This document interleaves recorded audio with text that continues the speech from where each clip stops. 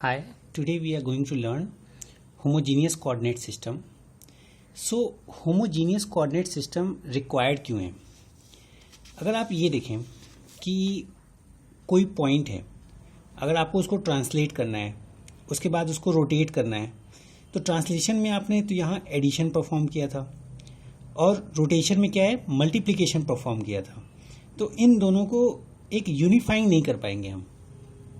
ठीक है, तो कंपोजिट अगर हम ट्रांसफॉर्मेशन परफॉर्म करें तो जहां मल्टीप्लिकेशन है वो तो इजी हो जाएंगे, पर जब ट्रांसलेशन की बात आएगी तो that is difficult because it is addition.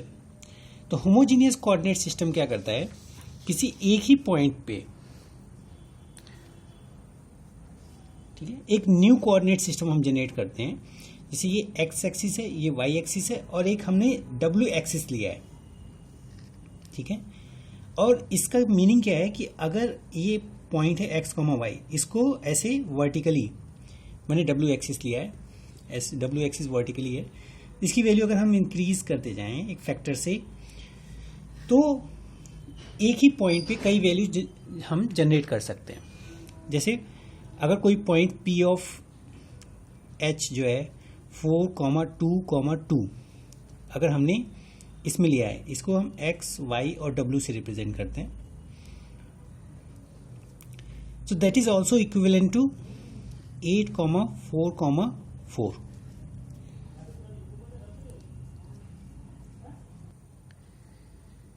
सो अगर हम एक प्लेन लें डब्ल्यू इक्वल टू 1, ठीक है,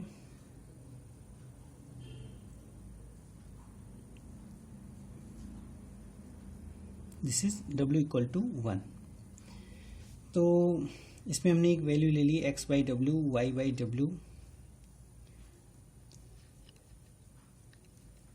और डब्ल्यू की वैल्यू 1. तो डब्ल्यू से हम अगर डिवाइड कर दें अगर इस पॉइंट को एक्स वाई कॉमा डब्ल्यू को, तो हमें ये इस प्लेन पे हमें फाइंड हो जाएगा. तो डब्ल्यू इक्वल टू 1 को हम रिप्रेजेंट करेंगे होमोजेनियस कोऑर्डिनेट सिस्टम में.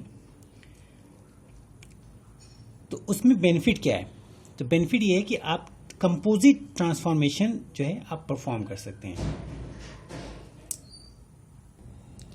अगर आपको ट्रांसलेशन परफॉर्म करना है तो उसके लिए अब आपकी मैट्रिक्स क्या हो जाएगी, सेम 2D ट्रांसफॉर्मेशन है. तो पहले क्या थी मैट्रिक्स, इस तरीके से थी. अब after homogeneous coordinate system translation matrix आपकी क्या होगी, वो हो जाएगी 1 0 0 0 1 0 t of x t of y और 1. तो अगर पॉइंट कोई एक्स कॉमा वाई है, ठीक है, इसको ट्रांसलेट करना है, न्यू पॉइंट एक्स डैश और वाई डैश, ठीक है, ये एक्स कोई पॉइंट था. तो इसको होमोजीनियस कोऑर्डिनेट सिस्टम में पहले कन्वर्ट करते हैं, एक्स वाई 1 हो जाएगा ये, और फिर नेक्स्ट आपको एक्स डैश वाई डैश और 1 फाइंड करना है. तो ये ट्रांसलेशन कैसे परफॉर्म होगा, x dash y dash 1 equal to translation matrix 1 0 t of x 0 1 t of y 0 0 1 multiplied by x y and 1. जब आप इसको मल्टीप्लाई करेंगे तो न्यू एक्स डैश और वाई डैश आपको फाइंड हो जाएगा. तब आप यहाँ देखें, यहाँ आपने मल्टीप्लिकेशन परफॉर्म किया है, जबकि 2D ट्रांसफॉर्मेशन में आप ट्रांसलेशन के लिए एडिशन परफॉर्म करते थे. अब क्या हुआ कि अब ट्रांसलेशन के लिए आपने मल्टीप्लिकेशन परफॉर्म किया, ऐसे ही स्केलिंग के लिए भी जो होमोजीनियस कोऑर्डिनेट सिस्टम रहेगा उसमें आपका मैट्रिक्स होगा एस एक्स 0 0 0 एस वाई 0 0 0 1. ठीक है, रोटेशन के लिए आपका क्या हो जाएगा, cos theta minus sine theta 0 sine theta cos theta 0 0 1. ठीक है, ये सारे हमने कॉलम मेजर ऑर्डर में लिखा है. देखो, कॉलम मेजर ऑर्डर में हम इस तरीके से रिप्रेजेंट करते हैं और रो मेजर ऑर्डर में आप इस तरीके से रिप्रेजेंट करोगे. ठीक है, और कॉलम मेजर ऑर्डर में क्या होता है कि जो भी ट्रांसफॉर्मेशन मैट्रिक्स है उसके राइट साइड में आपका उस शेप की मैट्रिक्स होती है. जैसे ये पॉइंट की मैट्रिक्स है, लाइन की मैट्रिक्स अगर यहाँ होगी तो x1 y1 1 x2 y2 1 होगी, और जबकि रो मेजर ऑर्डर में ये चीज़ बाहर होती है और इसके आगे ट्रांसफॉर्मेशन मैट्रिक्स इंक्लूड होती हैं मल्टीप्लिकेशन में.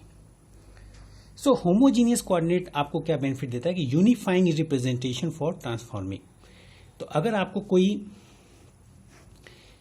लाइन गिवन है, ठीक है, इसको ट्रांसलेट करना है और फिर स्केल करना है, तो डायरेक्ट आप क्या कर सकते हो, T of T translation matrix multiply by scaling matrix और मल्टीप्लाई बाई उस ओरिजिनल लाइन की मैट्रिक्स। अगर ये x1 y1 x2 y2 है तो डायरेक्ट आप यहाँ x1 y1 1 और x2 y2 1 इस तरीके से आप लिखेंगे, तो जो भी आएगा तो वो पहले ट्रांसलेशन और स्केलिंग एक साथ परफॉर्म हो जाएगी। So this is the benefit of homogeneous coordinate system.